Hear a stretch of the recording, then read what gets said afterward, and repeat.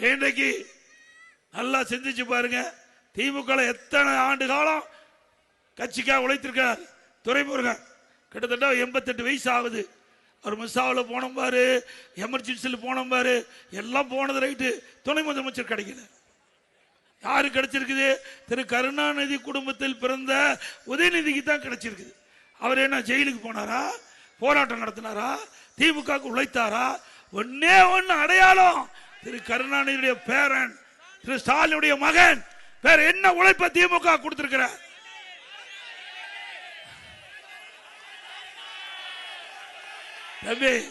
அந்த பால்டாயில மறுபடி சொன்னா மீண்டும் அந்த நிலைக்கு போயிடுவார். வேண்டாம். ஆக திமுக பொறுத்த வரைக்கும் அது ஒரு கார்பரேட் கம்பெனி. அது கட்சி அல்ல, அது குடும்ப உறுப்பினர் உள்ள கட்சி, குடும்பத்துக்காக இருக்கின்ற கட்சி.